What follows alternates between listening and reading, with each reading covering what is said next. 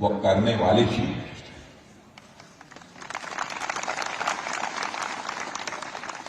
Doctor Manik Saha जी,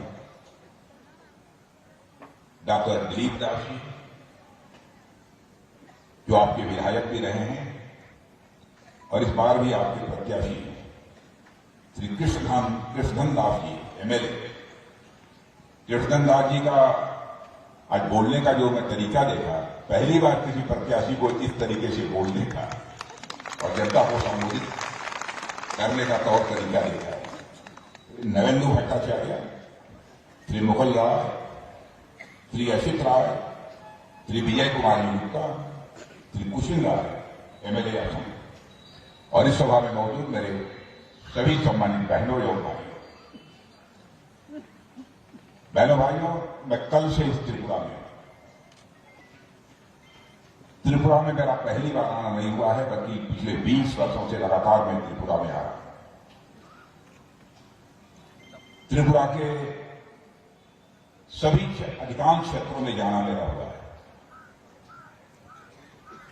लेकिन Bharatiya Janata party की सरकार बनने के बाद जब मैं त्रिपुरा आया, यह त्रिपुरा मुझे कुछ बदला सा लगता है। आज के कई वर्षों पहले जब मैं त्रिपुरा में आया था, ग्रामीण क्षेत्रों में चले जाइए तो लोगों को बिजली नहीं मिलती थी। गांव में यदि बिजली थी तो लोगों के घरों में बिजली नहीं थी। सड़कें थी टूटी फूटी थी, कहीं सड़कों में गड्ढे तो कहीं ऐसा भी लगता था कि गड्ढों में सड़कें। अजीबोगरीब हालात थे। बिजली के बारे में गांव की बात तो छोड़िए, अगरतला में भी बिजली कभी आती थी कभी चली जाती थी। वह त्रिपुरा भी मैंने देखा है। और कल जब मैं त्रिपुरा की सड़कों से मैं गुजर रहा था, डॉक्टर मानिक साहा जी भी हमारे साथ थे। यहां की सफाई, यहां के सड़कों को देखने के बाद मैंने कहा कि मानिक साहा जी, त्रिपुरा मुझे अब बदला बदला सा लग रहा है। लगता है कोई अच्छी गवर्नमेंट अब त्रिपुरा में आ गई है।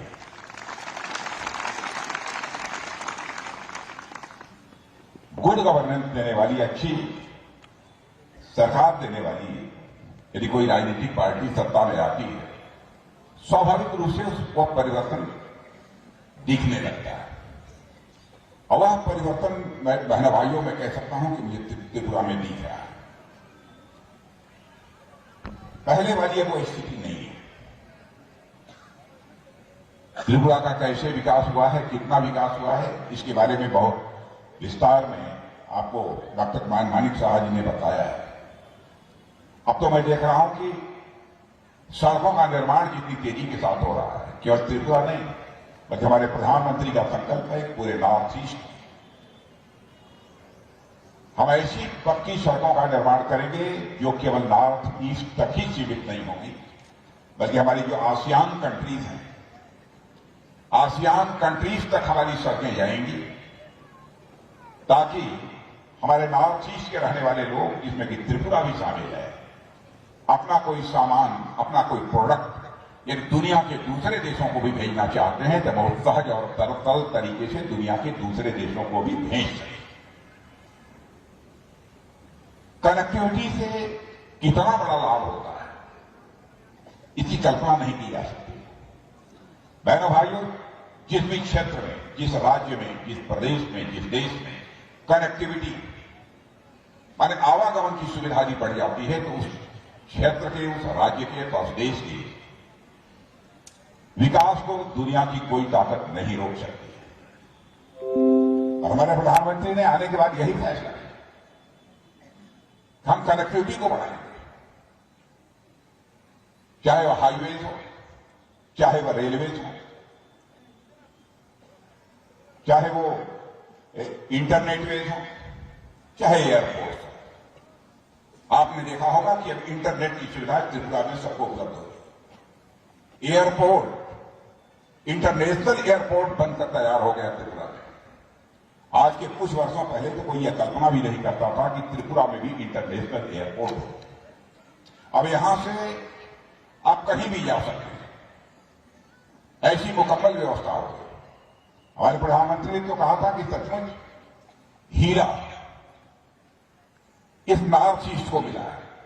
हीरा मतलब HIRA, यस से हाईवे, आई से इंटरनेट वे, आर से रोडवे और रेलवे और ए से एयर वे। नॉर्थ ईस्ट को ये हीरा मिल गया है, ये हमारे प्रधानमंत्री ने कहा। और बहनों भाइयों, वह भी मैंने त्रिपुरा देखा है जबकि उग्रवाद, आतंकवाद के कारण एक दहशत का माहौल था। शाम को 5, साढ़े 5, 6 बजे लोग अपने घरों में दुबक जाते थे। इस त्रिपुरा के कुछ क्षेत्रों में जाकर वह समय भी हमने देखा है। लेकिन आज कोई भी माता लाल यानी किसी के ऊपर हाथ उठाने की कोशिश करेगा अथवा उग्रवाद को बढ़ावा देने की कोशिश करेगा, तब उसका स्थान उसका घर नहीं होगा बल्कि अब सरकार की जेल होगी। ऐसी सरकार इस समय हिंसा को, उग्रवाद को, आतंकवाद को हमारी सरकार किसी भी सूरत में इजाजत नहीं दे सकती। किसी भी राज्य अथवा किसी देश के विकास की पहली शर्त होती है उस राज्य अथवा देश में सुरक्षा व्यवस्था चाक चौबंद होना, लॉ एंड ऑर्डर की सिचुएशन का दुरुस्त होना, कानून और व्यवस्था के हालात का ठीक होना। और जितनी मुझे जानकारी है मैं कह सकता हूं कि त्रिपुरा में कानून और व्यवस्था के हालात पहले से बहनों भाइयों बेहतर है। और मैं याद दिलाना चाहता हूं कि 2018 में हम लोगों ने नारा दिया था, चलो पलटाई। कल मुझसे एक प्रेस के मित्र पूछ रहे थे कि तो आप 2018 में आप लोगों ने नारा दिया था चलो पलटाई, तो त्रिपुरा की जनता ने तो उस समय की CPM सरकार को पलट दिया, आपकी सरकार बना दी। इस बार यदि आपको नारा देना होगा तो आप क्या दें? तो मैंने कहा कि 2018 में हमने नारा दिया था चलो पलटाई, तो त्रिपुरा की जनता ने CPM की सरकार को पलट दिया, भारतीय जनता पार्टी की सरकार को बना दिया। 5 वर्षों में जिस तरीके से सरकार भारतीय जनता पार्टी की चली है, चाहे वो विप्लव देव जी हों, चाहे आज डॉक्टर मानिक शाह जी हों, जिस तरीके से सरकार चलाई, इसे ही सुशासन कहते हैं, इसे ही गुड गवर्नेंस कहते हैं। तो मैंने कहा उस समय नारा दिया था चलो पलटाई, आज मैं नारा दे रहा हूं चलो सुशासन को मजबूत बनाए और अधिक बेहतर गुड गवर्नेंस कैसे हो सकता है, इस संकल्प को लेकर हम लोगों को आगे बढ़ने की जरूरत है। और डॉक्टर मानिक शाह जैसा मुख्यमंत्री, विप्लव दास ने भी बहुत अच्छा काम किया था। इसीलिए पार्टी ने फैसला किया कि विप्लव दास यंग हैं, डायनेमिक हैं, चीफ मिनिस्टर के रूप में काम करके उन्होंने दिखा दिया है कि कैसे सरकार चलाई जाती है। और भारतीय जनता पार्टी जितनी बड़ी पार्टी है उसमें बराबर नए यंग ब्लड की, नौजवानों की जरूरत पड़ती है देश में। अब भाई तुम चलो केंद्र में, अब यहां की जिम्मेदारी डॉक्टर मानिक शाह जी संभालेंगे। और आपने देखा कि संसद के सर्वोच्च सदन में विप्लव दास को, इस त्रिपुरा के मिट्टी के लाल विप्लव दास को उठाकर राज्यसभा का सदस्य भारतीय जनता पार्टी ने बना दिया। और यहां के शासन की बात तो डॉक्टर मानिक शाह जैसे निहायत सज्जन, शरीफ, पढ़े लिखे, डूअर करने वाले व्यक्ति के हाथों में शासन की बागडोर सौंप। दूसरी राजनीतिक पार्टियों में इतने सहज और सरल तरीके से संभव नहीं। दूसरी राजनीतिक पार्टी में यह करना हो तो वह पार्टी टूट जाएगी, खंड खंड हो जाएगी। आपने देखा यहां पर CPM का एक बार मुख्यमंत्री बन गया तो बन गया, उसको बदलना किसी के बस का नहीं होता। भारतीय जनता पार्टी हिंदुस्तान की अनुशासित पार्टी, डिसिप्लिन पार्टी, इसलिए यह संभव हुआ। और हमारी गवर्नमेंट ने क्या किया है देश में, त्रिपुरा के लिए क्या किया है, यानी त्रिपुरा के लिए अथवा देश के लिए हमारी सरकार ने, हमारे प्रधानमंत्री ने किया है। हमने आपके ऊपर कोई एहसान नहीं किया है, यह हमारा फर्ज था। आपने यह जिम्मेदारी हम लोगों के कंधों पर दी थी सरकार बनाने की, हम उस फर्ज को पूरा कर रहे हैं आपके प्रति, शासन में होने के कारण जो हमारी जिम्मेदारी बनती है, उस जिम्मेदारी का हम निर्वाह कर रहे हैं। हमने कोई एहसान नहीं किया। आज हिंदुस्तान का कोई व्यक्ति नहीं कह सकता है कि उसकी भूख के कारण मौत हो गई। 2014 के पहले समाचार पत्रों में इस प्रकार की भी घटनाएं सुनने को मिलती थी। भोजन न मिलने के कारण फला परिवार के 4 लोगों ने दम तोड़ दिया। भाइयों, अब एक भी घटना हिंदुस्तान में ऐसी आपको सुनने को अथवा देखने को मिलेगी। इतना बड़ा देश, जनसंख्या में दुनिया का सबसे बड़ा देश होने जा रहा है हमारा यह भारत। 80 करोड़ लोगों को मुफ्त राशन दुनिया में भी कहीं मुहैया कराया जा रहा है, तो केवल और केवल हमारे और आपके देश भारत में मुहैया कराया जा रहा है। गैस सिलेंडर, गरीब परिवारों की माताएं और बहनें तो कभी कल्पना नहीं करती थी कि हमारे गैस में, हमारे भी घर में कुकिंग गैस से, खाना बनाने वाले गैस से खाना पकेगा, गैस सिलेंडर हमारे घर में आएगा। इसी कभी कल्पना नहीं करती। मुफ्त में गैस सिलेंडर को मुहैया कराना हमारी सरकार ने प्रारंभ किया। कई ऐसे आवास, बड़ी संख्या में लोग इसी अगरतला में चले जाते हैं। तो अगरतला में बहुत सारे ऐसे लोग थे कि छोटे छोटे टेंट लगाकर, मैंने बिल्कुल बोरे से, गंदे कपड़ों से बनाकर लोग सड़कों के किनारे पड़े रहते। हमारी सरकार ने फैसला किया, जो भारत का नागरिक है, जो भारत माता की कोख से भी पैदा हुआ है, अब वो खुले आसमान के नीचे नहीं सोएगा, बल्कि सरकार उसके लिए पक्का मकान मुहैया कराएगी। और यह काम करनारी की सरकार ने हिंदुस्तान में प्रारंभ किया है, हमारी सरकार ने। यह हमारी सब कुछ छोटी मोटी उपलब्धियां नहीं है मेरे बहन भाई। भारतीय जनता पार्टी के चरित्र को आप समझते हैं। इसीलिए 2018 के पहले जो भारतीय जनता पार्टी यहां जीरो थी, उसको 2018 में उस भारतीय जनता पार्टी को आपने हीरो बना दिया। सरकार चलाने के तरीके का प्रश्न जहां तक है, गवर्नेंस, यह मैं नहीं कह रहा। हिंदुस्तान की बहुत सारी ऐसी, दुनिया की बहुत सारी ऐसी एजेंसी हैं, इंटरनेशनल एजेंसीज हैं, जो कि भिन्न भिन्न देशों में जो सरकारें चल रही हैं, वह सरकारें कैसी चल रही हैं, कैसा परफॉर्म कर रही हैं, इसका मूल्यांकन करती है।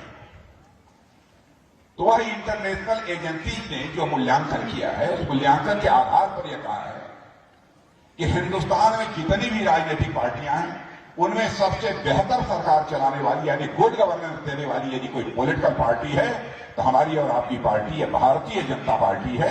यह मैं नहीं कह रहा हूं, बल्कि उन एजेंसियों ने कहा। यह हमारी पार्टी ऐसी पार्टी। मैं उदाहरण देना चाहूं तो कई दे सकता हूं। आप यहां पर आपने बहुत सरकारों, सीपीएम सरकार भी देख लिया, कांग्रेस की सरकार भी देख लिया। ये कैसी सरकारें चलाती और हम कैसी सरकारें चलाते। अब है ना भाइयों, यहां तक सीपीएम और कांग्रेस का सवाल है।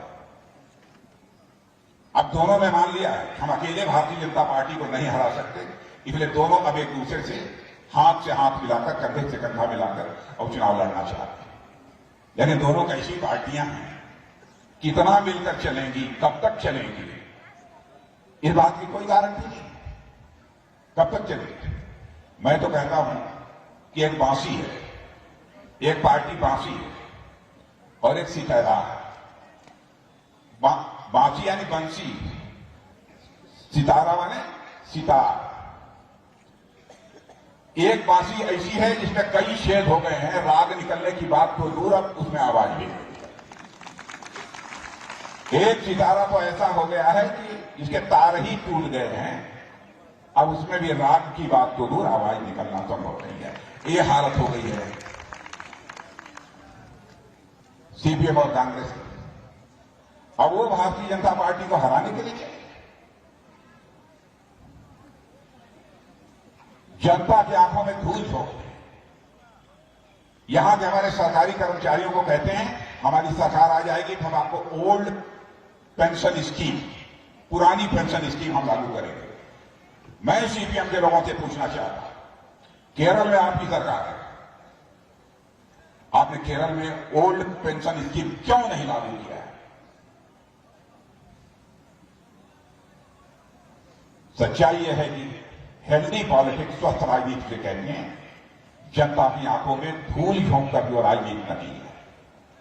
और बहनों भाइयों, स्वस्थ राजनीति वो होती है जो कि जनता में की आंखों में धूल झोंक कर नहीं की जानी चाहिए, बल्कि जनता की आंखों में आंख डालकर राजनीति जो की जाती है वही जो है हेल्दी पॉलिटिक्स होती है, वही स्वस्थ राजनीति होती है, वही राजनीति करनी है। आज तमाशा बना दिया है। इसलिए मैं आप सभी लोगों से अपील करने आया हूं कि हमारी पार्टी केंद्र में काम कर रही है, उसके भी कामकाज को देखा है। सारी दुनिया में भारत की प्रतिष्ठा बढ़ी है, भारत की इज्जत सारी दुनिया में बढ़ी। पहले भारत को लोग मानते थे भारत का प्योर देश है, सारी दुनिया यह मानती है कि भारत अब दुनिया का ताकतवर देश बन चुका है, सारी दुनिया मानती है। आपने देखा पाकिस्तान के कुछ आतंकवादी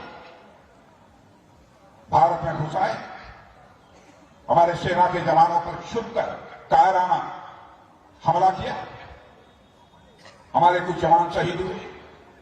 उसके बाद हमारे प्रधानमंत्री ने हम 2-3 लोगों को बुलाकर मिनटों में फैसला कर दिया, और उसके बाद हमारे सेना के जवान पाकिस्तान की धरती पर जाकर आतंकवादियों का सफाया करने में पूरी तरह से कामयाब रहे। और हमने सारे विश्व को संदेश दे दिया, सारे विश्व को संदेश दे दिया कि हमारे अंदर इतनी ताकत है कि हम इस पार भी मार सकते हैं, और जरूरत पड़ी तो हम उस पार भी जाकर मार सकते हैं। यह भारत के अंदर है।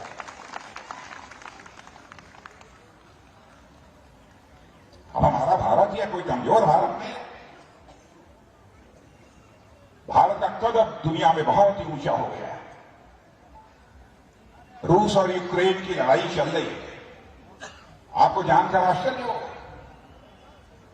यूक्रेन में हमारे हजारों बच्चे भारत के रहने वाले जो मेडिकल इंजीनियरिंग की शिक्षा प्राप्त कर रहे हैं यूक्रेन में, वहां से वो निकलना चाहते थे क्योंकि वहां पर बमबारी हो रही, बड़ी संख्या में लोग मारे जा रहे।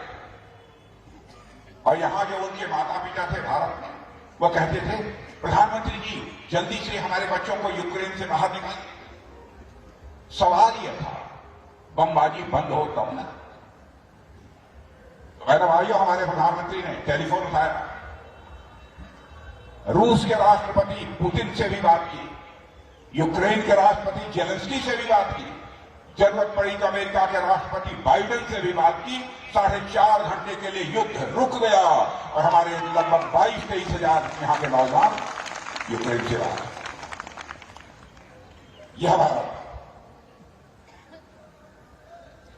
दुनिया अब धीरे धीरे भारत को एक शक्तिशाली देश, ताकतवर देश, और कभी यह भारत विश्व का नेतृत्व कर सकता है, विश्व गुरु के पद पर फिर से भारत बैठ सकता है।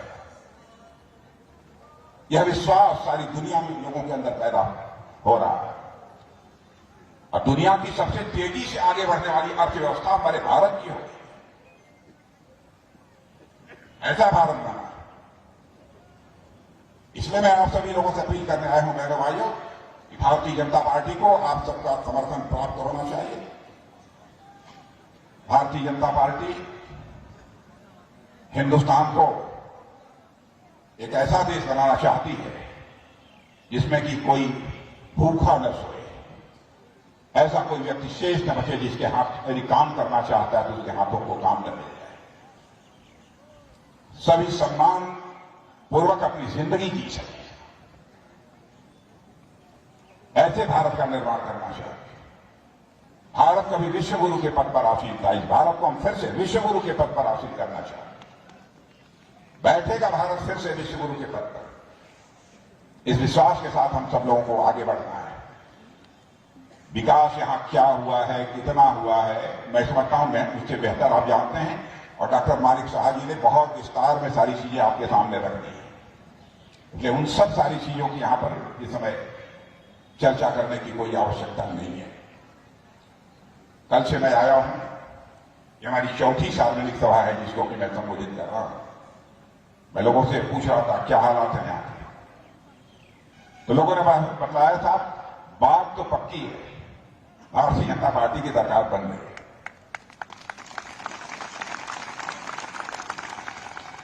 पूछा, मैं प्रेस के मित्रों से भी पूछा, वो लोग भी रहते क्या साहब चिंता करते, दुविधा नहीं है, भारतीय जनता पार्टी की सरकार बन रही है, पक्का है। मैंने कहा कितना मिलेगा? कहा इतना मानकर चलिए कि पिछली बार जितना मिला था उससे कहीं ज्यादा मिलने जा रहा है।